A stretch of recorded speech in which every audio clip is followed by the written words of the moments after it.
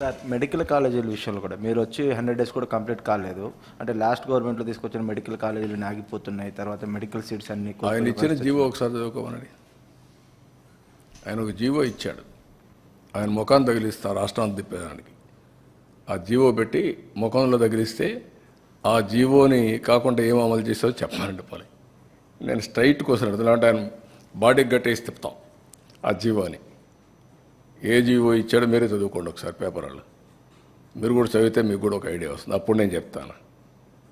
ఇలాంటి నేరస్తులకి నేను చెప్పేది ఏంటంటే, బాబాయిని చంపి నారాసుర రక్త చరిత్ర పెట్టేసి తప్పించుకోవాలని ప్రయత్నం చేస్తే అన్నిటిని జరగవు. ఎన్ని తప్పుడు పనులన్నీ చేసి వేరే వాళ్ళ మీద దోసేయాలనుకుంటే జరగవు. ఆ రోజులు అయిపోయినాయి.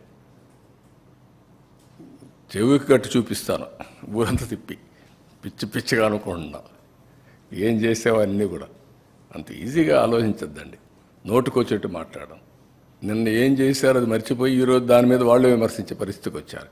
ఆ జీవో ఒకసారి చదవ, నేను చెప్పను. చెప్తే మీకు రహస్యం పోతుంది, సీక్రెట్ పోతుంది. You read that. What issued the GO in private colleges, you read that.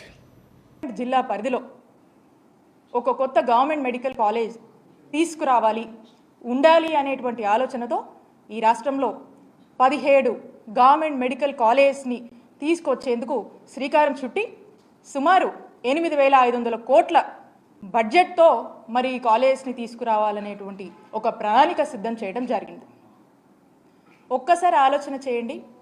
ఒక మెడికల్ కాలేజ్ ఈ రాష్ట్రంలో రావాలన్నా, ఒక మెడికల్ కాలేజ్ తేవాలన్నా ఓవర్ నైట్లో అయిపోదు. It's not that easy.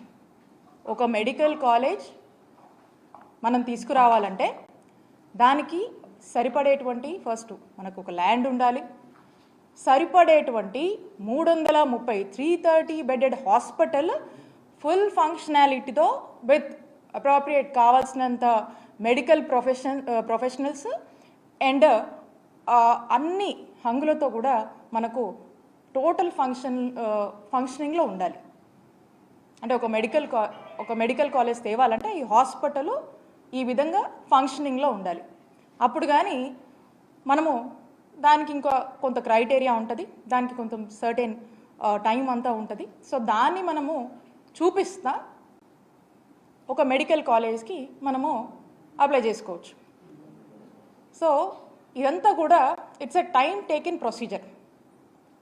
ఒక మెడికల్ కాలేజ్ తేవాలంటే మనం చూసినట్టయితే మన రాష్ట్రంలో అంటే మన ఆంధ్రప్రదేశ్ రాష్ట్రంలో 1923 సంవత్సరం అప్పట్లో మనకు మొట్టమొదటి కాలేజ్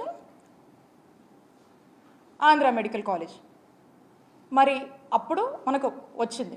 అంటే 1923 నుంచి మీరు చూసుకున్నట్టయితే 2023 వరకు అంటే 100 సంవత్సరాలలో మనకు ఉన్నటువంటి మెడికల్ కాలేజెస్ అన్ని 11 గవర్నమెంట్ మెడికల్ కాలేజెసే మన రాష్ట్రానికి మనకు ఉన్నాయి. అంటే 11 గవర్నమెంట్ ఎగ్జిస్టింగ్ మెడికల్ కాలేజ్ ఉంటే వీటిని మళ్ళా మా ముఖ్యమంత్రి గారు జగన్మోహన్ రెడ్డి గారు నాడు నేడు అని చెప్పి 3,820 కోట్లతో మరి వీటిని కూడా నాడు నేడులో రివాంప్ చేస్తూ మరి వీటిని కూడా బాగు చేస్తూ మరి కొత్త మెడికల్ కాలేజ్ 17 తీసుకురావాలనేటువంటి అడుగులు ఏ విధంగా వేస్తారో మీరు చూస్తున్నారు. అంటే ఒక్కసారి మీరు ఆలోచన చేయండి. 100 సంవత్సరాలకి 11 మెడికల్ కాలేజెసే మనకు అందుబాటులో ఉంటే 5 సంవత్సరాల కాలంలో 5 మెడికల్ కాలేజ్ని ప్రారంభించి ఇంకొక 5 మెడికల్ కాలేజ్ ఈ సంవత్సరం మనకు రావాల్సి ఉంది. నెక్స్ట్ ఇయర్కి మనం చూసినట్టయితే ఇంకొక 7 మెడికల్ కాలేజ్ మనం ప్లాన్ చేసుకున్నాం. అంటే ఈ 17 మెడికల్ కాలేజ్ నేను ఏదైతే చెప్తా ఉన్నానో ఈ 17 మెడికల్ కాలేజ్ ఒక యాక్షన్ ప్లాన్ అనేది మనం వేసుకున్నాం. ఏంటి యాక్షన్ ప్లాన్ అంటే ఫస్ట్ ఫేజ్లో ఒక 5 మెడికల్ కాలేజ్ తీసుకురావాలి, సెకండ్ ఫేజ్లో ఇంకొక 5 మెడికల్ కాలేజ్ తీసుకురావాలి, ఆ తర్వాత ఫేజ్లో ఇంకొక 7 మెడికల్ కాలేజ్ తీసుకురావాలి అనేది ఒక యాక్షన్ ప్లాన్ ఫేజ్డ్ మేనర్గా 3 ఫేజెస్ కింద మనం పెట్టుకున్నాం. అన్ఫార్చునేట్లీ మన ప్రభుత్వం వచ్చినాక కోవిడ్ పాండమిక్ వల్ల దేశమే స్తంభించిపోయింది.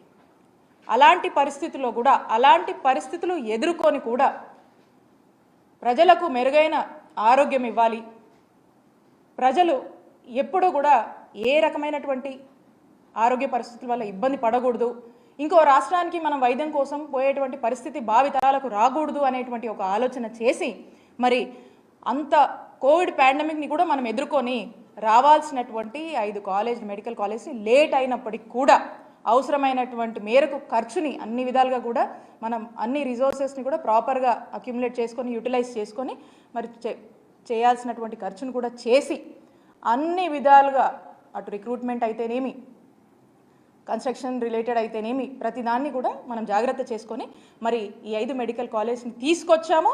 5 మెడికల్ కాలేజ్ని మరి లాస్ట్ ఇయర్ మీరు చూశారు జగన్మోహన్ రెడ్డి గారు వీటిని ప్రారంభించారు. మరి ఈ సంవత్సరానికి సంబంధించినటువంటి సెకండ్ ఫేజ్లో మనం మాట్లాడుతున్నటువంటి 5 మెడికల్ కాలేజెస్ వాటి పరిస్థితి ఏంటి? ఆల్రెడీ మా టెన్యూర్లోనే మేమున్నప్పుడు దానికి కావాల్సినటువంటి ఇన్ఫ్రాస్ట్రక్చర్ని దానికి తగినటువంటి కొంత గ్రౌండ్ వర్క్ అనేది మేము పూర్తి స్థాయిలో కూడా మేము చేయడం జరిగింది. ఇంకా కొంత చేయవలసింది ఉంది. ఆ చేయవలసింది కూడా ఇప్పుడు ప్రభుత్వంగా ఆ బాధ్యత మీ మీద ఉందని తెలియజేస్తూ ఉన్నాం. మరి ఆ బాధ్యతను మీరు సక్రమంగా నెరవేర్చి ఈ 5 కాలేజీలు మరి ఈ సంవత్సరం అందుబాటులోకి రావాల్సినటువంటి అవసరం ఏదైతే ఉందో ఆ 5 కాలేజీలని మరి రావాల్సినటువంటి పరిస్థితుల్లో మరి ఏ కాలేజ్ కూడా మరి ఇప్పటికి కూడా మనకు వీటి మీద ఒక ప్రాపర్ క్లారిటీ అనేది లేదు. అండ్ అందులో మనం చూసినట్టయితే మీరు ఈ 5లో పులివెందుల మెడికల్ కాలేజ్ దీనికి సంబంధించి కొన్ని ఎంబీబీఎస్ సీట్లకు మనకు పర్మిషన్ వస్తే ఆ వచ్చినటువంటి ఆ పర్మిషన్ కూడా మరి దేశ చరిత్రలో ఏ రాష్ట్రం కూడా చేయనటువంటి దుస్సాహసం ఈ కూటమి ప్రభుత్వం చేసి రిటర్న్లో మాకు ఈ మెడికల్ కాలేజ్ వద్దు అని లెటర్ రాసినటువంటి ప్రయత్నం మరి మన ఆంధ్రప్రదేశ్లో మొట్టమొదటిసారిగా కూటమి ప్రభుత్వం చేసింది. నేను అడుగుతా ఉన్నాను, ఒక మెడికల్ కాలేజ్ తేవాలంటేనే ఎంత కష్టమో 100 ఏళ్లకే 11 మెడికల్ కాలేజ్ మనకు ఉన్నటువంటి చరిత్ర మనకు ఉంటే మరి 5 సంవత్సరాల కాలంలో 17 గవర్నమెంట్ మెడికల్ కాలేజ్ తీసుకురావాలనేటువంటి ఒక గొప్ప సంకల్పం జగన్మోహన్ రెడ్డి గారు చేస్తే దాంట్లో 5 సంవత్సరాల్లో 5 మెడికల్ కాలేజ్ తీసుకొచ్చి ఈ సంవత్సరం 5 అందుబాటులోకి రావాల్సినటువంటి పరిస్థితి ఉండగా వచ్చే సంవత్సరానికి 7 కాలేజీలు మళ్ళీ అందుబాటులోకి రావాల్సినటువంటి పరిస్థితి ఉండగా మరి వచ్చినటువంటి ఒక కాలేజ్కి వద్దు అని చెప్పి మీరు రిటర్న్లో లెటర్ రాశారంటే దీన్ని ఏమనుకోవాలి? స్పష్టంగా అర్థమవుతా ఉంది. అంటే పులివెందుల మీద మీకున్నటువంటి ద్వేషభావం, మీకున్నటువంటి రాజకీయ కక్షలతో పులివెందుల మెడికల్ కాలేజ్కి అనుమతులు వస్తే కొన్ని సీట్లకి వద్దని మీరు లెటర్ రాశారంటే ఇది